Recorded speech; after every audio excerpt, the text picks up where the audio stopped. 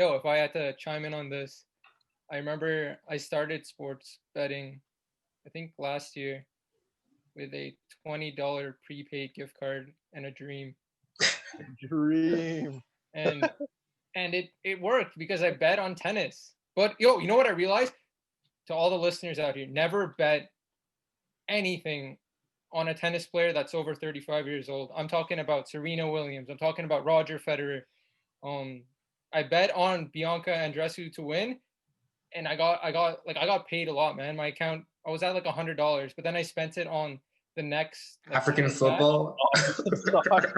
Absolutely blown away. And then I try to make my money back by having like an 18 parlay, and then the first like 3 or 4 are going, and I'm like, hey, yo, if I cash out now, I'm good. But I didn't take a look or something, and then the thing flips and stuff, and I lose. And then at the end of the day, you have to bet on third league Australian soccer or That's the beauty of it. Goodness. You don't have to do any Oh of my more it. African. No, you gotta like. I had $1 left in my account, and I had a dream, Bill, that I was gonna build from the bottom, and Now we're here.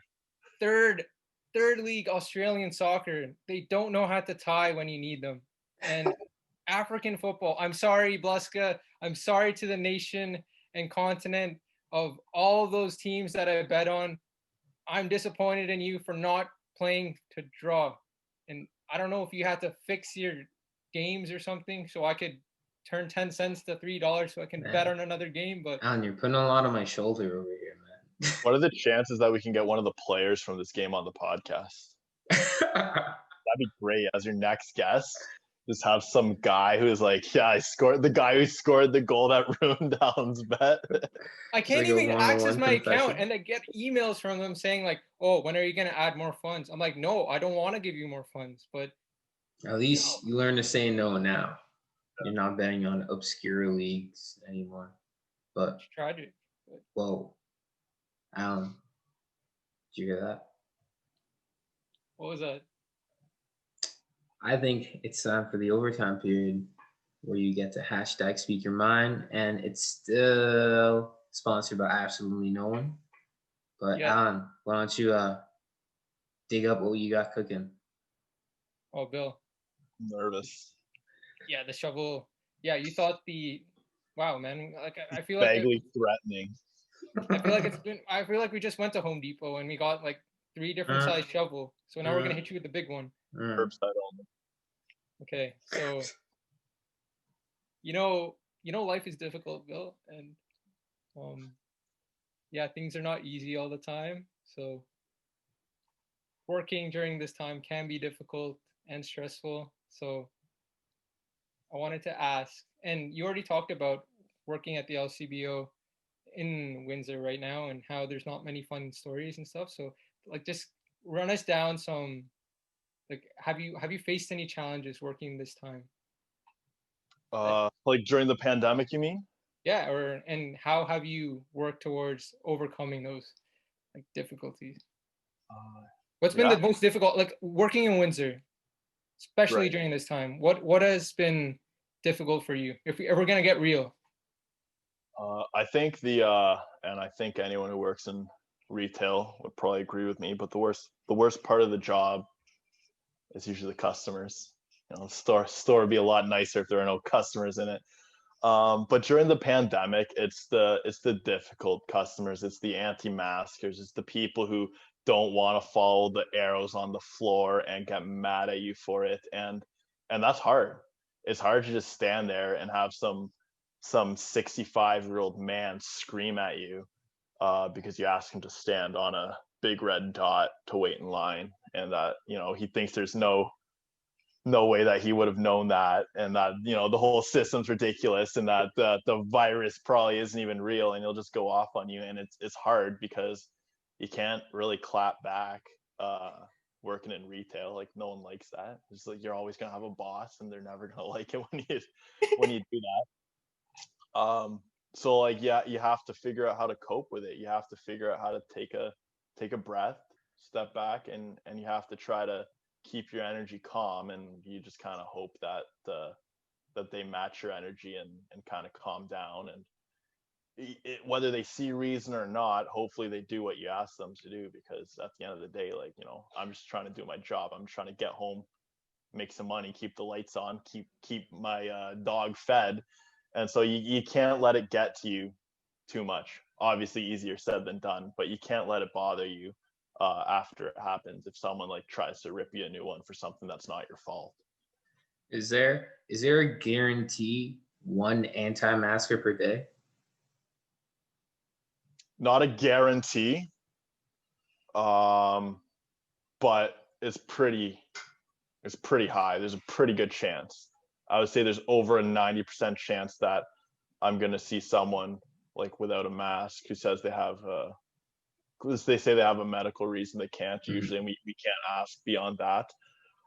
But whether it's that or someone with their nose out of their mask, the nose out of the mask is the new thing that bothers me the most, because people get so mad when you ask them to put their nose in the mask. So you're why are you even wearing it? You're it's halfway like, there. Your nose is out. Like, why are you wearing the mask at all, right? If you wear it over your nose, it's like you gotta. It's like put a scarf around your neck, man, and just. Yeah. No, exactly. But yeah, we usually run into someone without. It's gotten better as the pandemic's gone along. I think people have started to get with the program, or realize that we aren't going to tolerate someone, you know, coming in and being rude about it. Like, if you disagree with it, like, you know, that's fine, but I don't want to hear it. And, you know, just because you don't believe it's real doesn't mean that we're necessarily going to let you get away with behaving. Your actions have consequences, kind of thing. Yeah, so what I want to pry in further is that, well, it's funny because I had to be a greeter where I work. And, you know, the funny thing is, Bill, someone came in without a mask one time and they were telling me how, like, I offered them a mask and the guy's just like, sorry, I can't wear a mask. I'm exempt. I'm like, okay, like, do you have anything, like, any reason why or something? And he's just like, it's because I have a neurological condition and a respiratory condition. I'm like, excuse me, if you have a neurological condition, that doesn't mean you can't wear a mask. But by then he's already looking in the store and doing his thing. Yeah. But Bill. Yeah, I'm not a doctor. What do I know? But, you know, I listen to the doctors and they generally all say that you should wear your mask. Yeah, there's crazy people. But Bill, this is what we're going to go into. And living away from home, especially during this time, you know, like how, like, walk me through your experience, like how difficult it has been. I know we're getting real, Bill. So. I say for the first little bit, like the first bit of all this, it wasn't too bad. It was a bummer that, you know, I couldn't really see my friends all that much. But like at the start of the pandemic, you know, when there weren't that many restrictions, I was still seeing my parents every now and then. But in December, when they really start, like, you know, when they really announced the lockdown, or when everything started to, the numbers started to get worse, like I couldn't see my family for Christmas, and that was really hard. That conversation, and I remember just before, I think when London went to red, I think the weekend before London went to red, it was mid-December, late December, but before Christmas, and my parents came down with my Christmas presents, and they dropped them off so that I could open them on Christmas Day, and like that was really emotional for me. Like, not necessarily in the moment, because it was nice to visit my parents, you know, outside and chat with them in the parking lot a little bit. But like when they left, that was hard. And it was something that I never really thought I would have had to deal with. Like, if I've always figured, you know, I lived my entire life up to this point figuring if I would miss something like that, it would be because like I chose to, you know, like I chose to work instead, or I chose to go to my partner's family Christmas or something like that. But to have that dropped on me like a week and a half before Christmas, that was definitely very difficult.